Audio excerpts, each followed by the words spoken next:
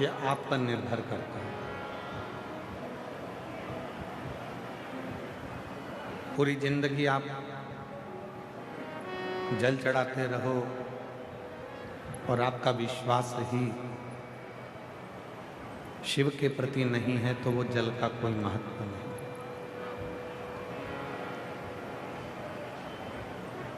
मूल है आपका भरोसा, मूल है आपका विश्वास।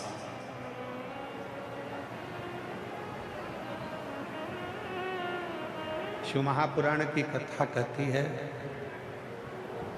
जब भगवान शिव के पास में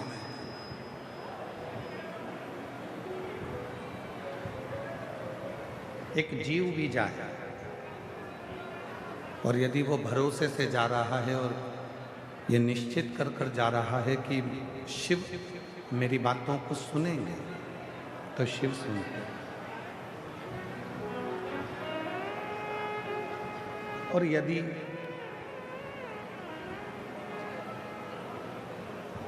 संसार का कितना भी विद्वान से विद्वान व्यक्ति क्यों ना हो,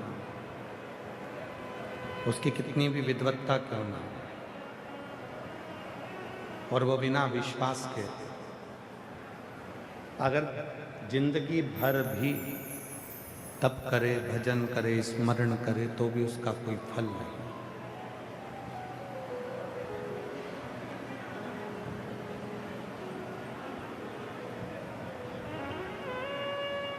आप कैसे वस्त्र पहन रहे हो ये शिव को मतलब नहीं। कैसे वस्त्र आपने पहने ये भगवान शंकर को उससे मतलब नहीं। कितने सुंदर वस्त्र पहने ये भी भगवान शिव को मतलब नहीं।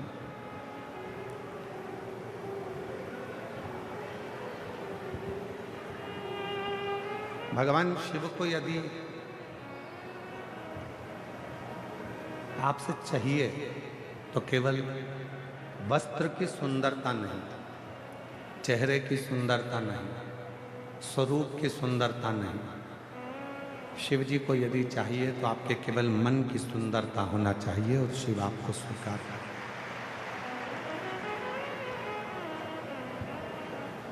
मन चंगा कठोते में गंगा।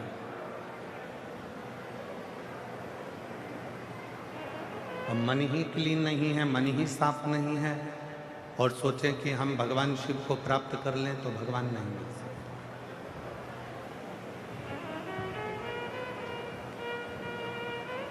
पूर्व में भगवान शिव के 63 नयनारों की कथा कही थी और उन 63 नयनारों में से एक नयनार की कथा कही थी अपर।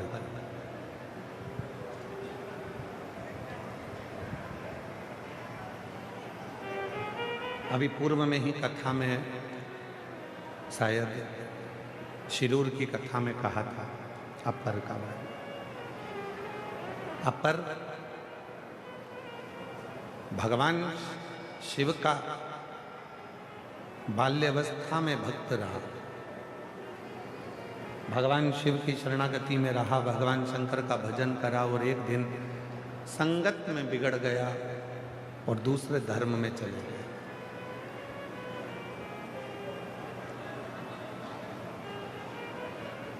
अपना धर्म उसने छोड़ दिया और अपने सनातन धर्म को छोड़कर वो दूसरे धर्म में प्रवेश कर गया। शिव महापुराण की कथा एक बड़ी सुंदर बात कहती है कि रूखी रोटी खा लेना, चटनी से रोटी खा लेना, दुनिया के धक्के खा लेना, पर दूसरे धर्म में कभी प्रवेश मत करना। अपना सनातन धर्म छोड़,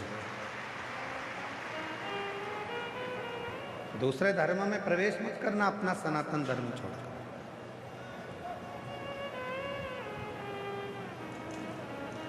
इस सनातन धर्म के लिए, इस सनातन धर्म के लिए तो कई भारत की भूमि के ऐसे शेर हुए जिन्होंने अपना शीश कटा दिया, पर धर्म नहीं बदला।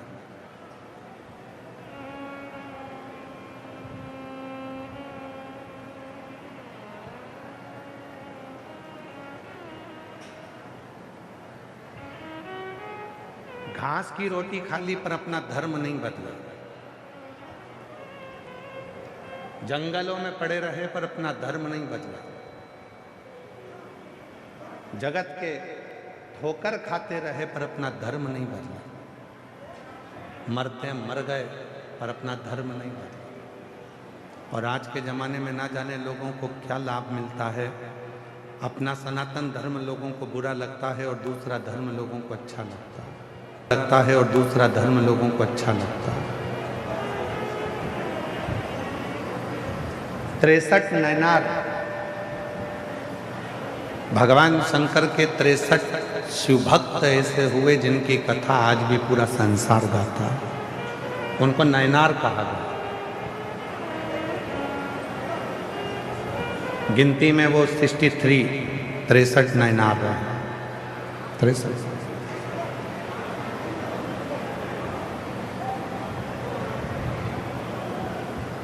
वो 63 नैनार है। और उन 63 नैनारों में एक अपर ऐसा नैनार है, ऐसा शिव जी का भक्त है जो अपना धर्म छोड़े और दूसरे धर्म में चले गए, पर दूसरे धर्म में जाने के बाद जब शरीर में रोग आ गया, शरीर में कष्ट आ गया, तो उस धर्म के लोगों ने उसको छोड़ दिया। शरीर अच्छा था तब तक रखा,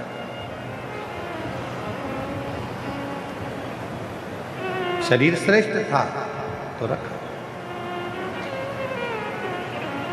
फिर छोड़ दो।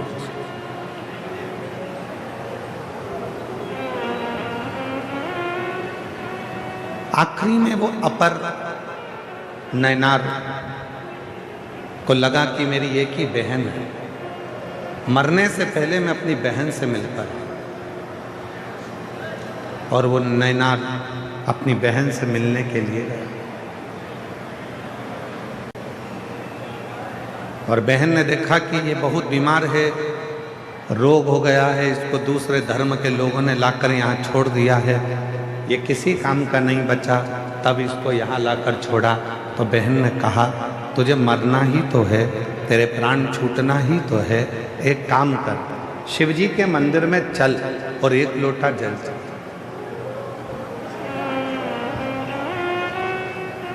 वो अपर नैनार ने कहा कि मैं शंकर जी के मंदिर जाऊंगा तो लोग क्या कहेंगे कि ये पहले तो उस धर्म में चले गया और अब वापिस पलट कर आया और शिव जी के मंदिर जाना चालू कर दिया।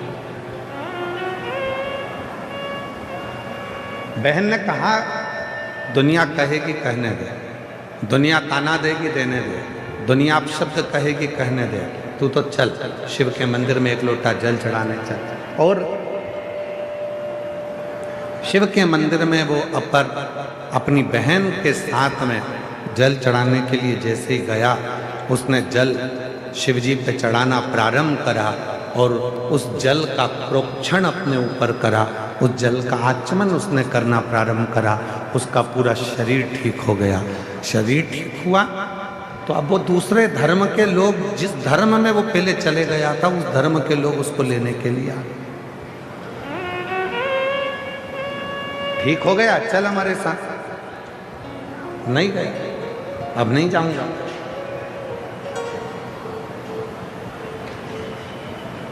जब दुनिया के धक्के खा लेता है इंसान,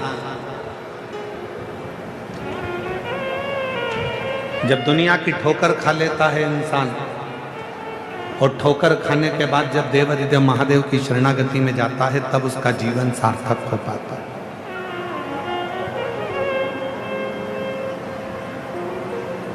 और आप लोगों से निवेदन है, जब सारी दुनिया ने तुमको ठुकरा दिया, हर तरह से तुम हताश हो गए हो, हर तरह से तुम दुखी हो गए हो, तकलीफ में हो गए हो, और तुमको कोई सहारा दिखता नहीं हो, आसरा नहीं दिखता हो, तब आखिरी में मेरे महादेव को एक लोटा जल चढ़ाना प्रारंभ करना, सारी राहें तुम्हारे सामने खुलकर आ जाए, सारी।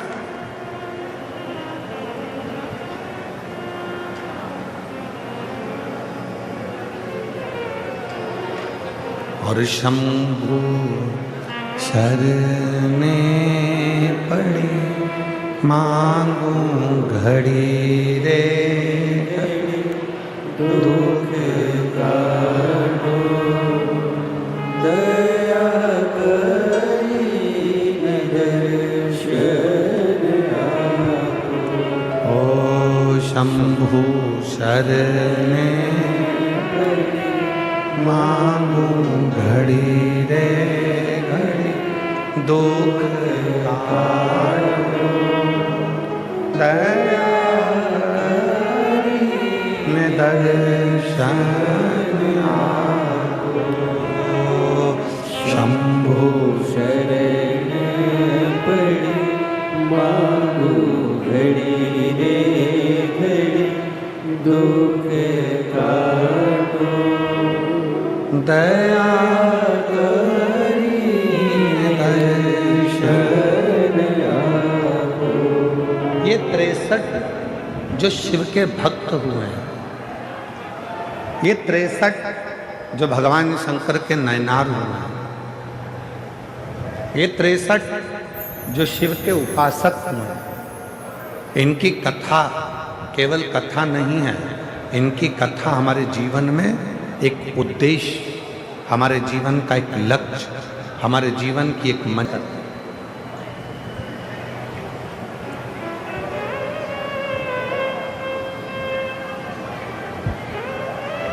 ये 63 नयनारों की जो कथा है, ये हमारे जीवन में एक बल उत्पन्न करती है, हमें बल देती है,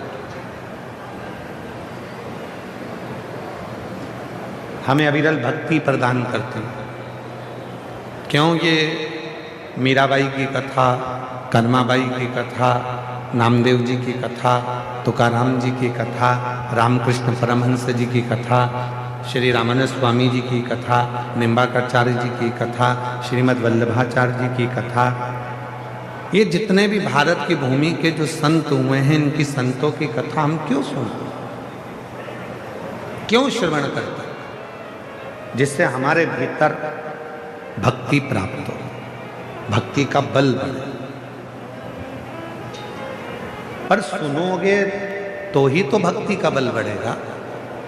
जिसने जिंदगी में सुन लिया, उसी ने जिंदगी में बहुत कुछ कर लिया, और जो सुनकर ही नहीं चला तो उसने अपनी जिंदगी को केवल बर्बाद कर दिया, सुने ही नहीं।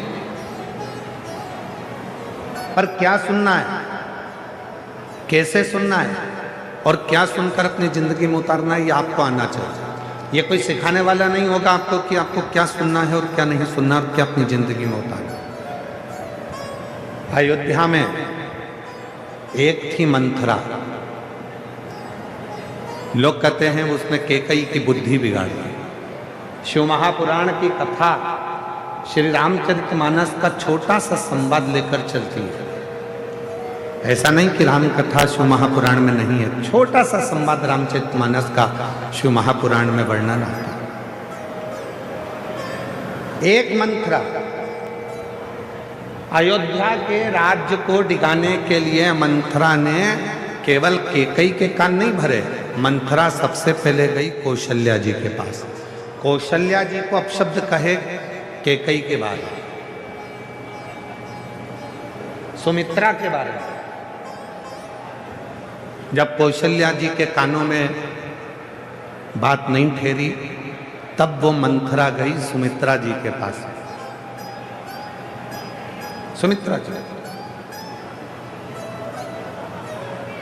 जी ने भी उसकी बात नहीं मानी।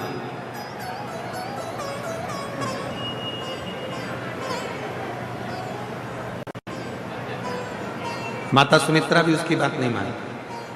तब वो मंथरा गई कैकेयी के पास में, और कैकेयी ने उसकी बात को माना। अब देखिए जरा, मंथरा पहले कौशल्या जी के पास गई, कौशल्या जी ने बात को नहीं माना। मंथरा फिर सुमित्रा जी के पास गई, सुमित्रा जी ने बात को,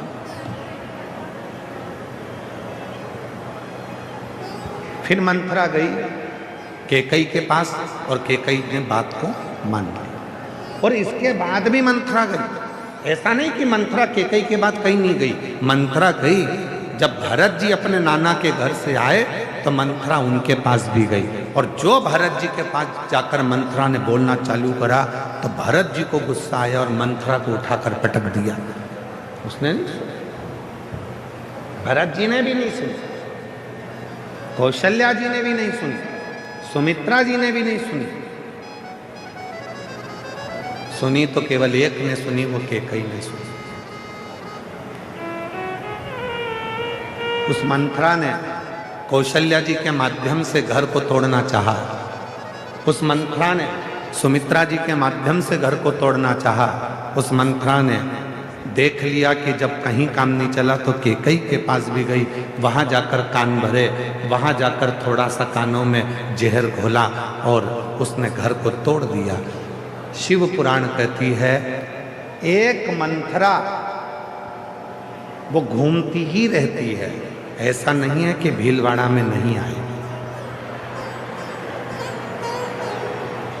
एक मंथरा है वो घूमती रहती है, वो भीलवाड़ा भी आएगी। तुम्हारे घर में जितने सदस्य हैं, तुम्हारी सास है तो उसके पास भी जाएगी, जेठानी है तो उसके पास भी जाएगी, देवरानी है तो उसके पास भी जाएगी, और वो मंथरा तुम्हारे पास भी आएगी। अब मंथरा ये देखती है कि किसके माँ बाप के संस्कार कैसे हैं। कौशल्या जी के माता पिता के संस्कार समझ में आए, सुमित्रा जी के माता पिता के संस्कार समझ में आए, और केकई जी के माता पिता के संस्कार सामने आए। वो मंथरा आई।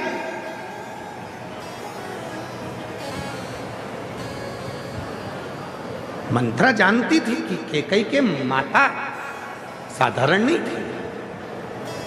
आप सभी ने रामचरितमानस में स्मरण करा होगा, केकई के पिताजी को, केकई नरेश को एक वर था। केकई नरेश को एक वर था, कोई पक्षी अगर आपस में बात करेंगे तो वो सुन लेते थे कि बात क्या कर रहा है। कोई पशु आपस में बात करते थे तो वो सुन लेते थे कि बात क्या कर रहा है। कोई जीव जंतु आपस में बात करते थे तो केकई नरेश को मालूम पड़ जाता था कि बात क्या कर रहे हैं। ये वर केकई नरेश को था, और केकई नरेश को वर के साथ में एक और वचन था, केकई नरेश तुम पक्षियों की बात सुन लोगे, तुम पशुओं की बात सुन लोगे, तुम जीव जंतु की बात सुन लोगे, पर तुमने अगर किसी को बता दिया कि ये पक्षी आपस में क्या बात कर रहे हैं, उसी दिन तुम्हारे प्राण छूट जाएंगे, उस दिन तुम मर जाओगे, तुम्हारे प्राण चले जाएंगे। केकई नरेश ने वचन दे दिया कि मैं इस बात को किसी को नहीं बताऊंगा। केकई नरेश आराम से रहने लगे। समय बीत गया। एक दिन अपनी पत्नी के साथ में केकई नरेश माता केकई की माता के साथ में केकई नरेश अपनी पत्नी के साथ में भ्रमण को चले, और दो पक्षी आपस में बात कर रहे थे, और केकई नरेश उनको सुनकर हंस दिया। तो केकई की माता ने उनसे कहा, आप क्यों हंसे? पति ने कहा, ये दोनों पक्षियों की बात सुनकर हंसा। तुम बात जानते हो? हाँ। मुझे बताओ कि आखिर हंसे क्यों? केकई नरेश ने कहा, मैं बता नहीं सकता, अगर मैंने तुझे बता दिया तो मैं अभी के अभी मर जाऊंगा। पत्नी कहती है, भले अब भी मर जाओ, पर तुम मुझे बताओ कि तुम हंसे क्यों, क्या बात करी पक्षियों ने? तो केकई नरेश ने बहुत समझाया अपनी पत्नी को कि मैं बताऊंगा और मर जाऊंगा, पर केकई नरेश की पत्नी ने जिद पकड़ ली कि भले मर जाओ पर तुम मुझे बताओ। तब केकई नरेश ने दोनों पक्षियों की बात जैसे ही अपनी पत्नी को बताया, बताते से केकई नरेश के प्राण छूट गए, मर गया। मंथरा जानती थी माता पिता के संस्कार एक ऐसे संस्कार होते हैं जो जीवन में हमेशा अपने भीतर रहते हैं। इसलिए मंथरा आएगी, तुम्हारे को भड़काने का प्रयास करेगी। बहू तुम्हारी गलत है, सास तुम्हारी गलत है, बेटा ऐसा है, बड़े बेटे ने ऐसा कर दिया, छोटे बेटे ने ऐसा कर दिया, उसने वैसा कर दिया, उसने वैसा कर दिया। ये मंथरा धीरे धीरे धीरे धीरे स्लो पॉइजन तुम्हारे कानों में देना प्रारंभ करेगी। और याद रखना, ये तुमने जो अगर मंथरा की बात को सुन लिया तो तुम्हारा घर टूट गया, फिर वो घर संभल नहीं पाया, फिर टूट कर ही रहता है, टूट ही। अब कई लोग कहते हैं, गुरुजी मान लो कोई ने अगर हमारे कानों में आकर कुछ कह दिया और हमने सुन लिया और सुनकर हमारा घर टूट गया, तो उस घर को वापिस जोड़ना है तो क्या करना पड़ेगा? तो कितनी सुंदर बात कही है, लोहे को काटने के लिए लोहे का प्रयोग करना पड़ता, रोग को मिटाने के लिए दवाइयों का प्रयोग करना पड़ता। उसी तरह अगर तुम्हारा घर दूसरों के सुनने से बिगड़ा है तो तुम्हारा घर शिव महापुराण की कथा सुनने से सुधरना प्रारंभ हो जाए। सुनने से बिगड़ा, यदि घर सुनने से बिगड़ा है तो सुनने से ही सुधरेगा। दूसरे का कहना सुना, घर बिगड़ा। अब शिवपुराण सुनो, घर सुधरेगा, घर सुधरेगा। और ये बात केवल सहजता वाली विषय नहीं है कि रामचरितमानस शिव महापुराण में जब भगवान शंकर का विवाह माता पार्वती जी के साथ हो रहा था, हिमालय राज ने पूरा साज सजाया था, बहुत सारे कलश लगाए थे, तोरण द्वार लगाए थे, मंडप लगाए थे, पूरा साज सजा हुआ था, पूरा संपूर्ण साज। शिव जी का विवाह पार्वती के साथ।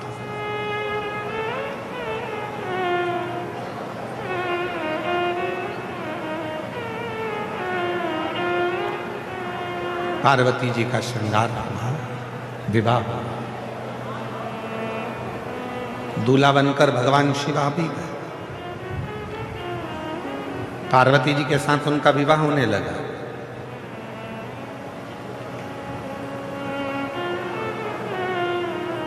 हम आपसे पूछते हैं, शादी के समय पर जितनी लड़की खुश दिखती है उतना लड़का खुश नहीं दिखता। तुम पूरी दुनिया के दूल्हा और दुल्हन को देख लेंगे, और बल्कि स्टेज पर अगर लड़की ज्यादा खुश दिखती है तो पति का मुंह देखकर बेचारी वो भी मुसद्दी लाल हो जाती है, एकदम चुप। ज्यादा हंसूंगी, मुस्कुराऊंगी, अपनी बहनों से बात करूंगी, सहेलियों से बात करूंगी, इनका मुंह मेंढक की तरह लटका हुआ है तो मुझे भी ऐसे ही करना पड़े, बोलती चेहरा उतरा है।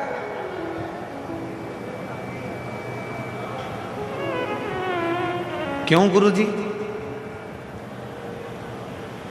पार्वती जी के भी चेहरे पर बहुत मुस्कुराहट थी, शादी के समय पर हंस रही, मुस्कुरा रही, और पार्वती मैया खूब मुस्कुरा रही, खूब हंस रही, प्रसन्न होना चाहिए। जिंदगी के ये जितने 16 संस्कार हैं, जीवन के जितने 16 संस्कार हैं, इन 16 संस्कार में आपके चेहरे पर प्रसन्नता होना चाहिए, मुस्कुराहट होना चाहिए। और यहां तक शिवपुराण कहती है कि आखिरी का जो संस्कार है ना, अंतिम संस्कार, शिवपुराण कहती है उसमें भी आपके चेहरे पर मृत्यु की सैया पर भी अगर आपके प्राण छूट रहे हैं तो मृत्यु की सैया पर भी आपके प्रसन्नता होना चाहिए कि अब अभी तक संसार से मिला था, अब जा रहा हूं उस परमात्मा से मिलने के लिए। ये मेरे चेहरे की प्रसन्नता का प्रसन्न